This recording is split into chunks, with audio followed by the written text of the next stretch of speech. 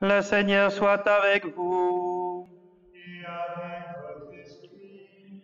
Évangile de Jésus-Christ selon saint Jean.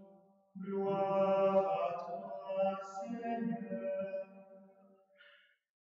En ce temps-là, il y avait quelqu'un de malade, Lazare de Béthanie, le village de Marie et de Marthe, sa sœur.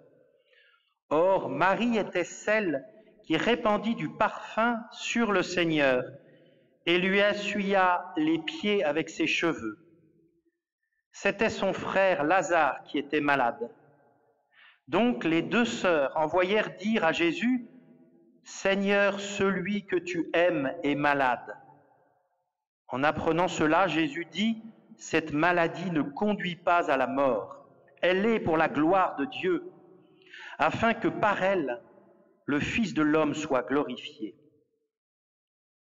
Jésus aimait Marthe et sa sœur, ainsi que Lazare.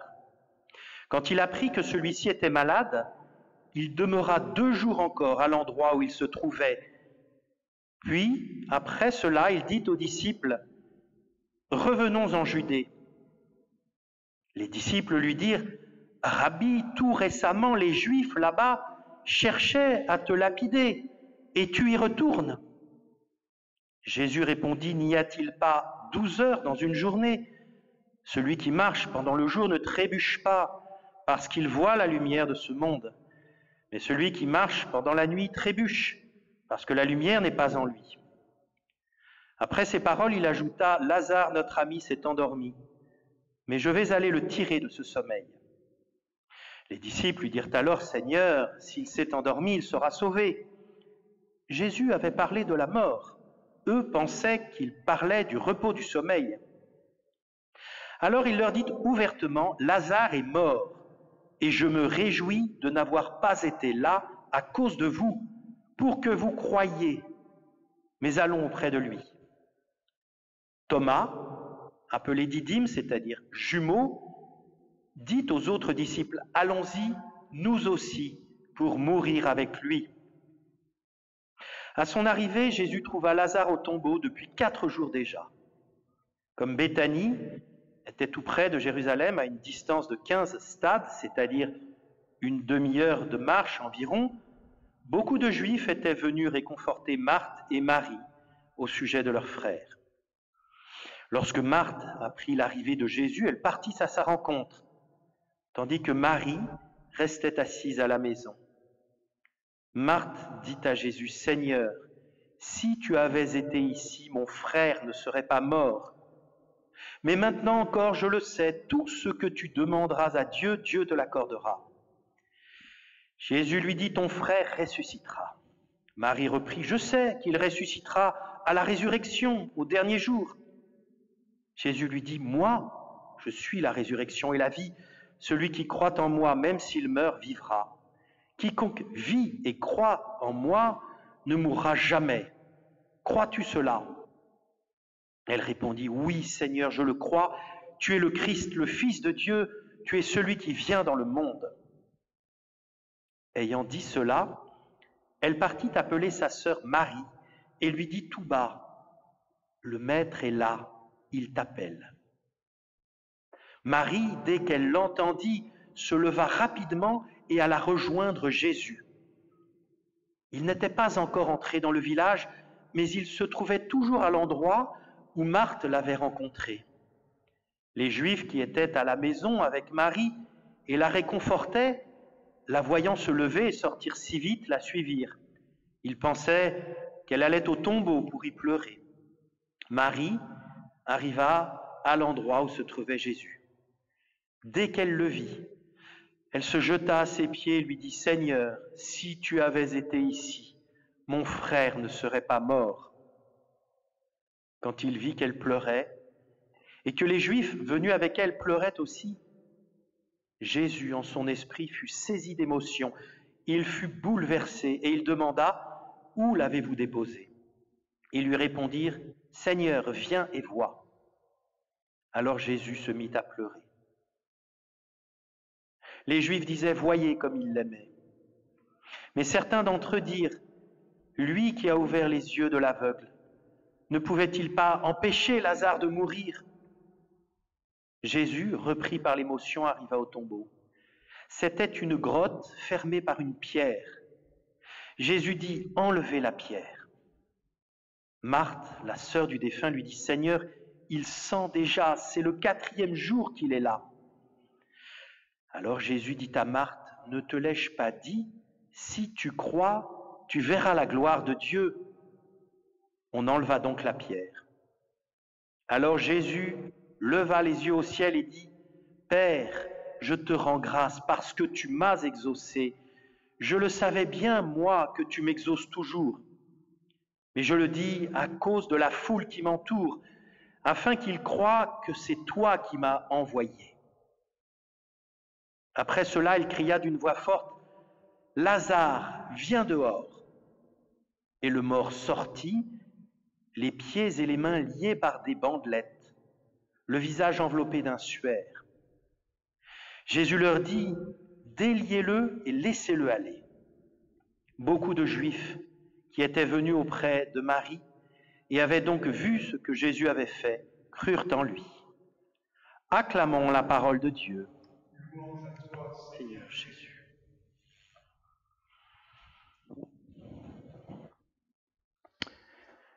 Combien de temps ça va durer tout ça? C'est une question que nous nous posons.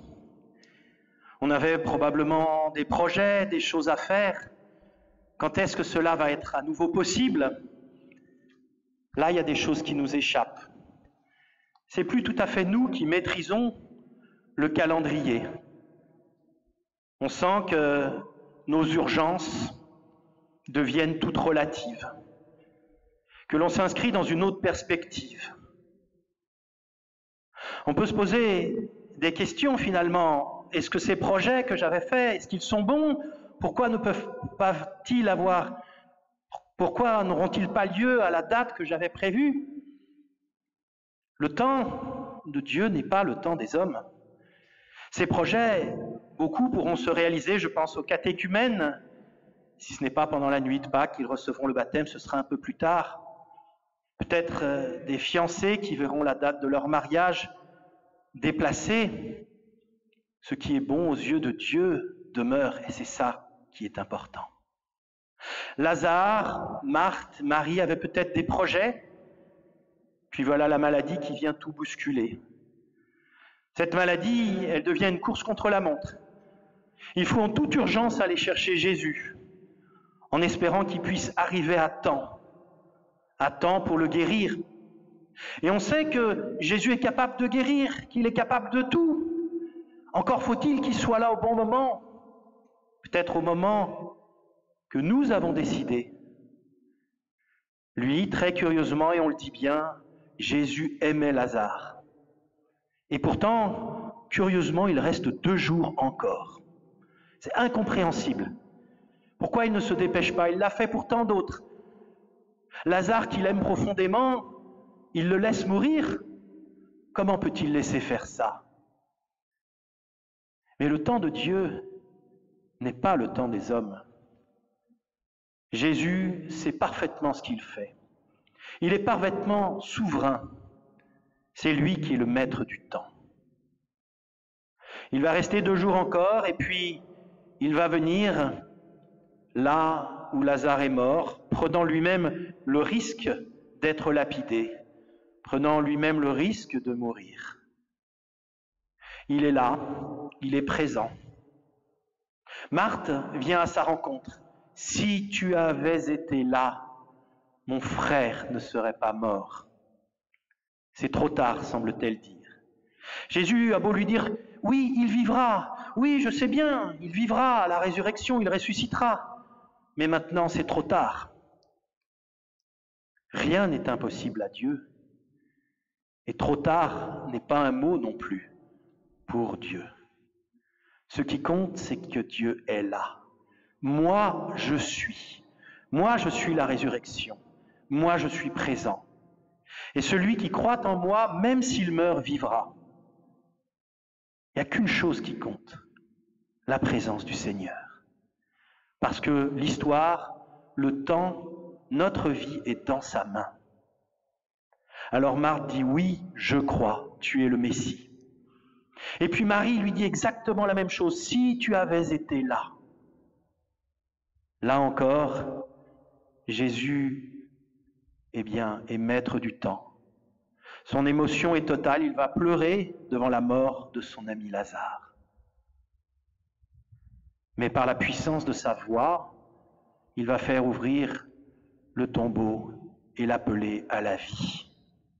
Lazare va revenir à la vie. Quelque chose va reprendre comme avant ou pas tout à fait comme avant. Il y aura eu quelque chose de transformé. Lazare aura fait une expérience unique, mais il saura qu'il devra mystérieusement aussi passer à nouveau par la mort. Ce qui compte, et la seule chose qui compte, c'est finalement que Jésus soit là. C'est le seul qui, ressuscité, est passé par la mort pour nous conduire à la vie. Non pas revenir comme avant, mais traverser quelque chose de nouveau.